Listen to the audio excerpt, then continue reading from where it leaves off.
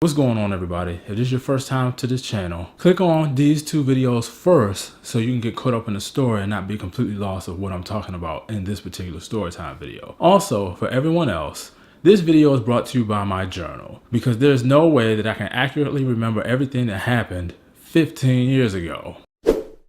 So after the harbor, we officially became friends with benefits. And I really couldn't complain about that. Not at all. But she was still going to school, but I was in between jobs because I just got finished an assignment for a temp agency and they really didn't have anything else. Fortunately, Brittany was able to get me a job at the mall with a family friend who needed help. And this lady, she sold items and memorabilia for black sororities and fraternities. So it's actually a pretty decent job. And the reason why I'm telling you guys this, because at the kiosk where I worked at, because the woman I was working for was a friend of Brittany's family, she could come to the booth whenever she wanted to. Don't forget I just told you that. It's gonna be very important in this story. So at the mall, I started working there in December. Things were pretty hectic, you know how a mall would be during Christmas time, but then in January, things were pretty quiet for the most part until it started getting closer to Valentine's Day. One night while working at the mall, it was getting close to closing time, and I saw these two young ladies walk by and then they came back and then left again. The last time they came back, she asked me a couple questions about certain items, you know, for certain sororities, and then she sat down in the chair next to me. I'm thinking, oh, okay. And she introduced herself. Now, for the sake of this video, we're gonna call her Rose. And believe it or not, she is the first and last female up to this point that I've met who is of Native American descent. Now, towards the end of the conversation, she asked me, could she have my phone number? And I said, you know what, why not? Now, I know what some of you are thinking. How can you, after spending this beautiful time at the harbor, you and Brittany have told each other that you loved each other, and here you are spending time together in January, that you're giving another woman your phone number? I know your response. It's because I'm a man! I'm a man!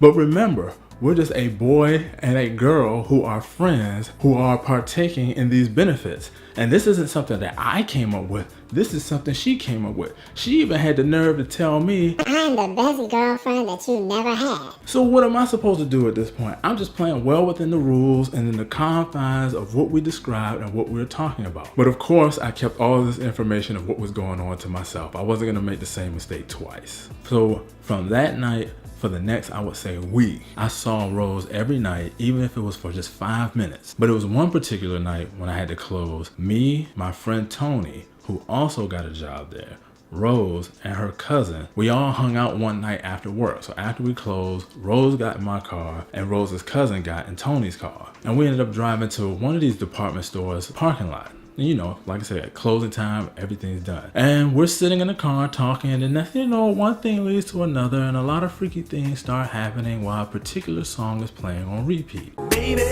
I just wanna take it nice and slow. Baby, tell me what you wanna do. Which is why, to this day, anytime me and my wife make any type of love songs playlist, I never put that song on the playlist. Neither will it ever be on the playlist.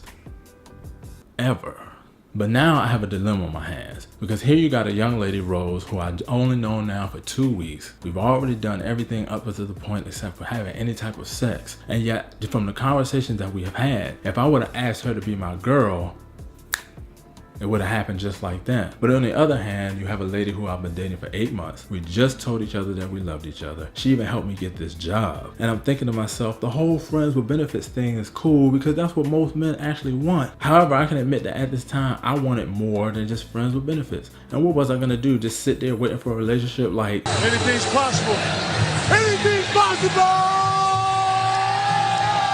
So now I'm thinking to myself, which one do I choose? Do I stay the course or do I take the here and now that's coming rather quickly? Now, my best friend Tony told me, man, don't even think about it. Just date both of them. Because once you start thinking about it, you're gonna have to choose one of them. But it was already too late at this point, and I made my decision that, you know what, even though we're just friends with benefits, I'm gonna ride this thing out because just all of the things that we have done so far and how we've gotten to this point is worth more riding this out. Plus seeing how Rose was gonna give me everything so quickly. Like I said, I only knew her for 2 weeks. I was like, nah, something just doesn't feel right about this. So I was gonna stay the course. But I was just thinking to myself, man, I need to tell Rose that just being friends is the best option for us right now and we shouldn't be doing anything else. I just didn't know when I was gonna tell her. And what happened next proved that when they talk about a woman's intuition, that it's 100% real. So I'm in my room, pacing back and forth, saying, Lord, I want to be able to tell Rose that we should be nothing more than just friends, but I don't know when I'm going to tell her. Next thing you know it, the phone rings.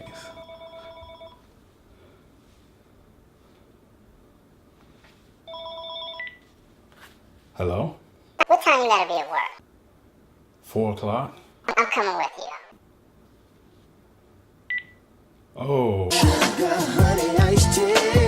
So me and Brittany get to the mall. Tony's already there setting up one of the kiosks, and we have to set up the other kiosk. So while me and Brittany setting up the kiosk, Rose walks past. Fortunately, she keeps walking. So I excused myself and said that I have to go to the bathroom, and Rose met me around the corner, and that's when I told her that, hey, I am talking to somebody else, I'm seeing somebody else, and it's best that we be nothing more than friends.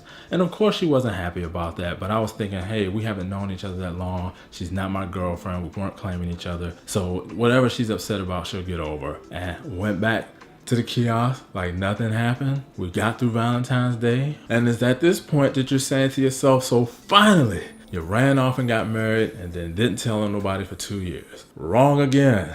Not yet. There is one more thing that had to happen, but instead of dragging this thing out any longer, the next story time video I do, I'm just gonna title it, So Why Did I Get Married So Young? And I'm just gonna put everything on the table. And in that video, there are things that even my family doesn't even know about what happened that I'm gonna put out there and finally put all the talking, the rumors, and the speculations to rest. So I thank you all for sitting through this story time. If you have any questions or comments, leave them in the comment section below. And as always, be wise. And until I see you guys next time, have a great weekend.